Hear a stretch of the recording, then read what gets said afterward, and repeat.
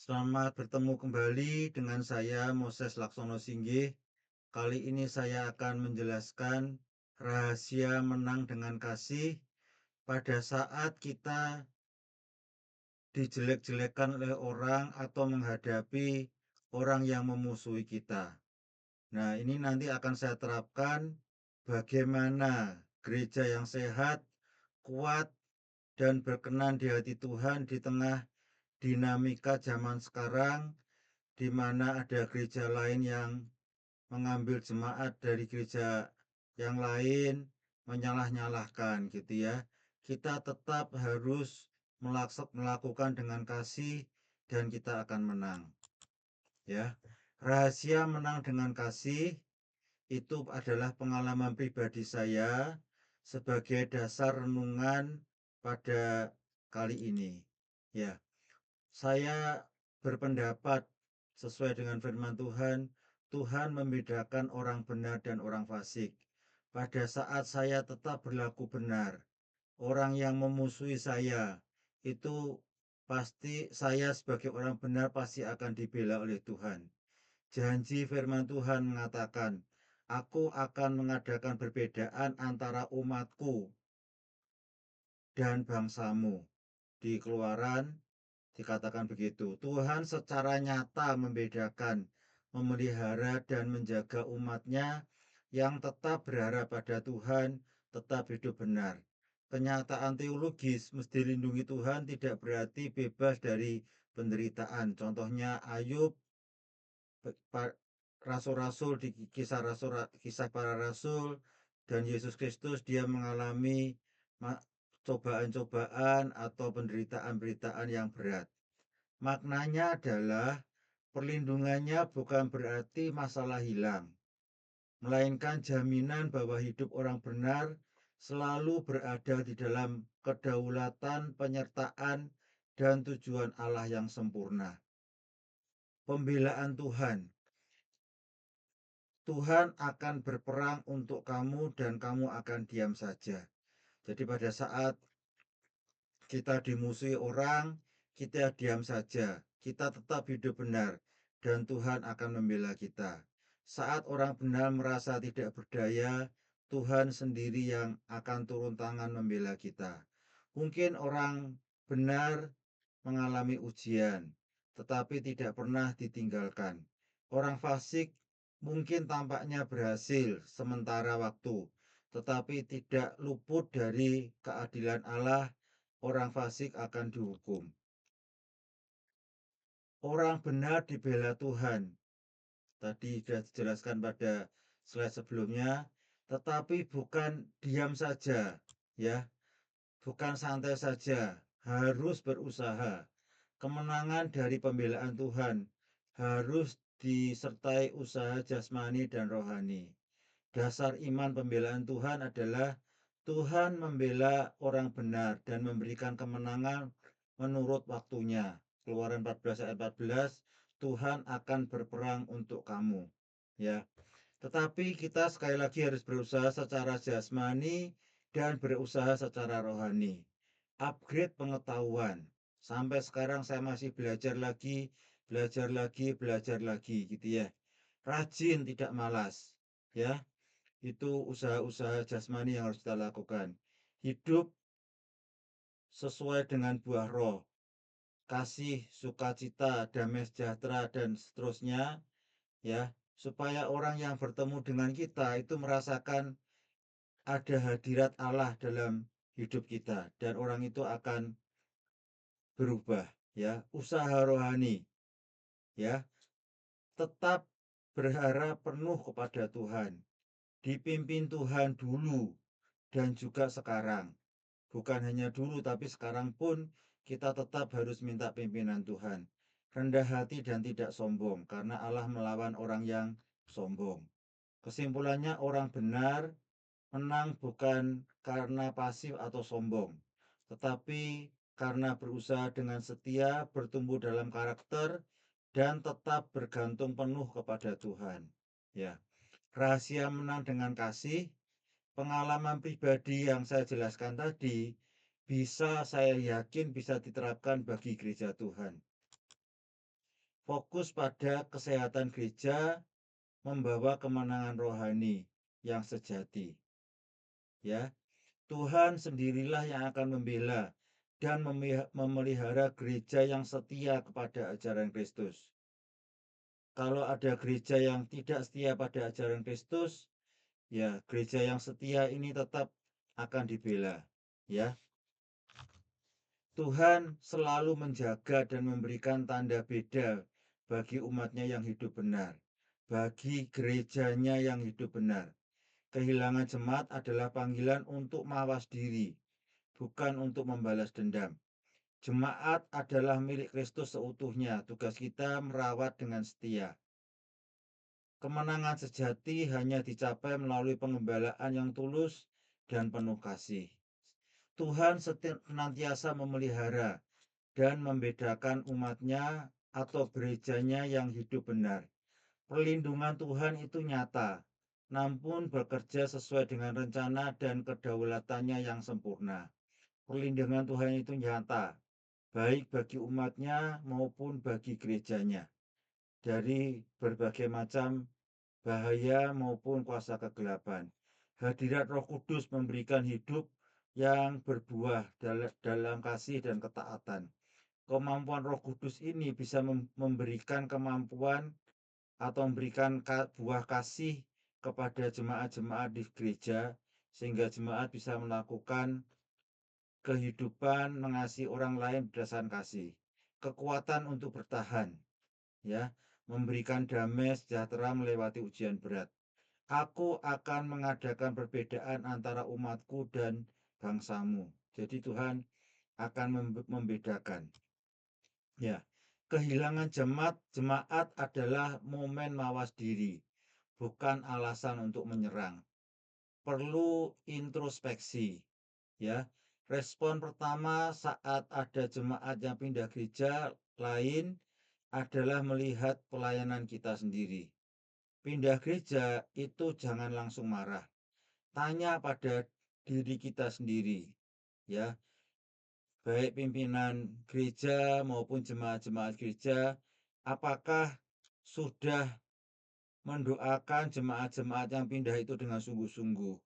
Apakah mereka disapa, didampingi saat ada masalah keluarga? Apakah mereka dibimbing dengan benar untuk bertumbuh secara rohani? Ini yang perlu kita pikirkan, kita perlu introspeksi apakah kita sudah melakukan ini. Ya, jemaat adalah milik Kristus yang dititipkan untuk kita gembalakan. Baik gembala sidang maupun anggota-anggota jemaat itu wajib mengembalakan saudaranya, jemaat yang lain. Tidak ada gereja atau pendeta yang memiliki jemaat secara pribadi. Kita dipanggil untuk melayani. Tugas utama gereja untuk mengembalakan domba Kristus dengan tulus.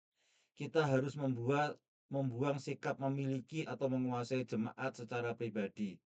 Ya, fokus pelayanan adalah perubahan karakter, pemulihan keluarga, bukan jumlah secara statistik. Ya, jadi kita perlu melayani dengan rendah hati. Kita harus punya tanggung jawab untuk melayani. Dikatakan dalam Yohanes 21 ayat 17, gembalakanlah domba-dombaku. Pada saat kita sudah berhasil, kita katakan kami adalah hamba-hamba yang tidak berguna. Kami hanya melakukan apa yang harus kami lakukan. Bukan usaha kita, bukan keberhasilan kita pribadi, tetapi semuanya karena pertolongan Yesus Kristus. Ya, mengembalakan dengan kasih, bukan dengan penghakiman. Jemaat perlu dinasihati dengan kasih, dibimbing dengan sabar, bukan terus-menerus dimarahi. Kenapa? Jemaat yang tidak mampu itu seringkali atau kadang-kadang sudah mengerti masalahnya apa, tetapi dia tidak mampu untuk melaksanakan yang benar.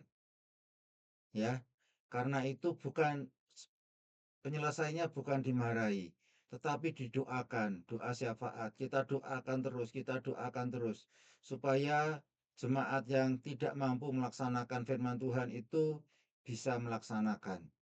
Gitu ya. Jadi bukan dimarahi tetapi didoakan diminta Tuhan memberikan kemampuan, ya. Ini adalah prinsip hidup Paulus, saya oke, kamu oke. Ini relasi yang sehat, saling menghargai, ya, bukan saling menyalahkan, dewasa, terbuka, ini membangun iman jemaat. Nah, yang kedua adalah saya oke tetapi kamu tidak oke. Pembicara atau orang yang merasa lebih tua atau pimpinan begitu ya, merasa dirinya lebih benar dan menghakimi jemaat atau menekan jemaat. Ini yang tidak benar. Yang keduanya ini tidak saya jelaskan. Hamba Tuhan harus ramah, ya, sabar dan lemah lembut. Ya, karena jemaat yang diperlakukan dengan kasar, dia pindah gereja, ya sudah, kalau sudah pindah gereja tidak bisa kita jangkau lagi. Ya, ini sekali lagi bukan dengan penghakiman tetapi dengan kasih. Ya, memahami kebutuhan dan pergumulan jemaat. Jemaat bukan sekedar pendengar. Mereka adalah tubuh Kristus yang membutuhkan sapaan hangat, pendampingan saat krisis, dan firman yang aplikatif. Ya, jemaat terdiri dari berbagai usia dan generasi. Pendekatan yang peka terhadap lintas generasi perlu dilakukan oleh pimpinan, oleh pemberita firman Tuhan. Contoh yang pernah saya lakukan, saya diminta oleh orang tua saya pada saat beliau masih hidup untuk membawakan renungan di pertemuan keluarga. Di situ ada ayah saya yang sudah cukup umurnya sudah banyak, ada kakak saya, ada adik saya, ada keponakan-keponakan saya gitu ya. Jadi umurnya berbeda. Saya menjelaskan tentang sombong. Kenapa? Karena sombong itu dialami oleh orang tua maupun oleh anak-anak kecil. Saya menjelaskan dengan bahasa yang sederhana supaya dimengerti oleh semuanya. Saya buat catatan sederhana supaya setengah halaman gitu ya. Pokok-pokoknya supaya mereka bisa membaca, ya. Jemaat perlu menyelesaikan pergumulan harian, jawaban atas beban kerja, krisis keluarga, masalah moral yang sedang dihadapi oleh jemaat. Tingkat pemahaman jemaat berbeda-beda, karena itu sebaiknya menggunakan bahasa yang sederhana yang mudah dimengerti. Jadi slide ini sudah saya buat beberapa kali. Pada saat di-generate oleh notebook LM, dia menggunakan bahasa yang kompleks gitu ya. Saya minta lagi kerjakan dengan bahasa yang sederhana, ya, sehingga menjadi tulisan yang ini. Konteks sosial, kepedulian saat duka, sakit atau kemalangan. Nah, ini sangat-sangat penting ya. Suatu saat pada saat anggota jemaat di kebaktian akhir pekan di mana saya menjadi pimpinan, ada yang melahirkan dan saya datang ke rumahnya. Dia mengatakan sesuatu yang mengagetkan saya. Oh, pimpinan saya datang gitu ya. Dan ketemu lagi beberapa waktu kemudian dia masih mengatakan seperti itu kepada jemaat yang lain. Ya, bagi saya ya mengagetkan. Wong saya juga nggak ngapa-ngapain, nggak memberikan sesuatu yang hebat gitu ya. Tapi ditengok seperti itu dia sangat-sangat senang. Ya, bertolong-tolonganlah menanggung bebanmu. Ya. Oke, gereja yang sehat dinilai dari perubahan karakter, bukan sekedar jumlah. Pertumbuhan rohani yang sehat terjadi ketika jemaat makin dewasa dalam iman dan memuliakan Kristus melalui hidupnya. Setiap firman mengajarkan kebenaran tanpa kompromi. Hidup jemaat menghasilkan buah roh yang nyata. Doa yang sungguh selalu mengandalkan Tuhan dan dalam setiap langkah. Ya, sekali lagi teman-teman kita sesama jemaat pada saat mereka tidak bisa melakukan itu bukan mereka tidak mau, seringkali bukan tidak mau, tetapi nggak kuat. Pada saat mereka nggak kuat lalu kita katakan, kenapa kamu nggak melakukan seperti itu? Mereka makin tertindas. Kita doakan gitu ya, kita doakan gitu ya. kasih nyata, kepedulian yang tulus terhadap jiwa-jiwa yang terluka itu akan membangkitkan keinginan mereka untuk bertemu dengan kita dan kita bisa berperan pada mereka. Oke. Kemenangan sejati lahir saat kita berhenti bersaing dan mulai mengasihi. Saya baca kembali.